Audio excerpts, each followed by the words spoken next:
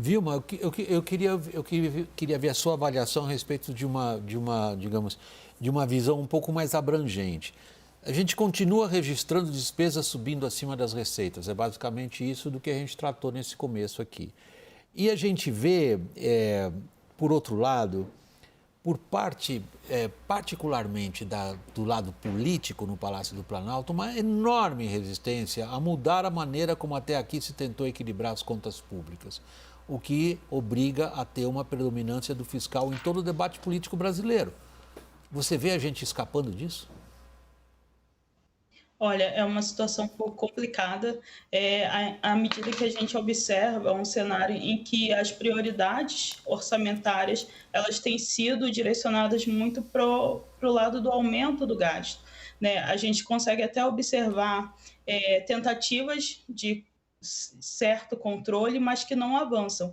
Então aqui tem alguns exemplos, né. Foi aprovado na Constituição, uma emenda constitucional, junto com aquela emenda da emergência fiscal, uma redução, um plano gradual de redução dos gastos tributários, que são as renúncias fiscais e etc. O governo atual, o governo passado e o governo atual vem pregando, né, nessa direção de necessidade de se reduzir os gastos tributários, até esse embate que a gente tem observado na desoneração da folha de salários está girando em torno disso, né? E quando a gente observa a prática, né, de um lado, a tentativa, por meio do discurso, de se reduzir gastos tributários, melhorar a eficiência e a qualidade do gasto público, mas de um outro lado a gente começa a observar muitas resistências a diversos ajustes, seja do ponto de vista de redução e de geração de certa economicidade, né, quando a gente fala em revisão de gastos, por exemplo, e quando é na direção contrária, né, que é de aumentar gasto ou rever para cima, você já tem uma predisposição para isso. Do ponto de vista de receita, a gente também tem uma certa dificuldade, porque quando a gente olha a geração de receita, você também tem essa percepção de que hoje a carga tributária no Brasil já é muito elevada, então não é tolerável aumentar ainda mais essa carga tributária. A gente consegue observar isso também pelo debate da própria reforma tributária da tributação do consumo, que colocou uma trava na alíquota de referência para que se não gere um aumento da carga tributária geral. Daniel? Vilma, eu vi alguns pontos, a gente falou muito aqui nesse bloco de receitas superdimensionadas, né? Agora, hoje, na entrevista coletiva, o secretário executivo Dario Durigan, do Ministério da Fazenda, colocou muito ali que tem algumas receitas em que o governo está sendo conservador, e ele repetiu isso diversas vezes. Por exemplo, você tem aquele pacote ali de transações tributárias. A Petrobras, por exemplo, acabou de fechar um acordo de 20 bilhões com o governo para pagar ali dívidas antigas. Diz ele o seguinte: depois desse acordo da Petrobras, nós tivemos várias empresas ali, citou um número, não lembro se 15, 20 empresas, que chegaram para o Ministério da Fazenda dizendo: nós também queremos um acordo. Isso foi muito bem visto. Potencial identificado de 130 bilhões de reais, mas levaram em conta só 30 bilhões ali na projeção do orçamento em 2025. Será que tem despesas também, tem receitas que também estão subestimadas, que a gente pode ter boas surpresas em 2025?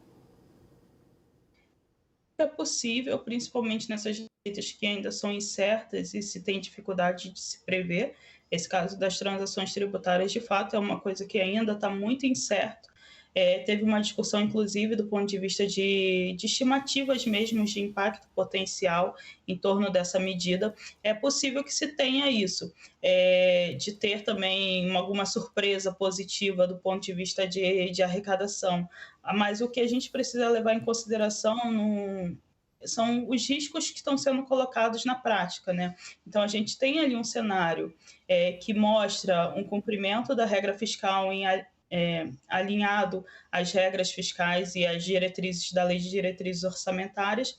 A gente tem ali o teto de gastos, né, o limite para a despesa sendo cumprido, sendo respeitado, a meta de resultado sendo respeitado, com várias ressalvas, né, como a Thaís Herédia colocou, mas a gente tem, ao mesmo tempo, para fazer esse quebra-cabeça fechar uma série de despesas condicionadas, por exemplo, para a questão do cumprimento da regra de ouro, uma série de receitas condicionadas à aprovação de medidas legislativas e qualquer pecinha desse quebra-cabeça, qualquer cenário que se desvie numa direção contrária, aumenta o risco para o governo justamente de gerar esse cenário, de eventualmente precisar fazer um contingenciamento ou um bloqueio orçamentário ao longo do exercício fiscal, ou eventualmente ter que rever algumas premissas, como previdência e as premissas macroeconômicas.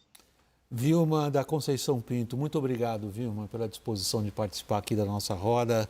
Ela é a diretora da Instituição Fiscal Independente do Senado. E boa noite, Vilma. Obrigada, boa noite. Thaís, boa noite também. A gente vai para o intervalo, continuo com o Daniel e o Caio.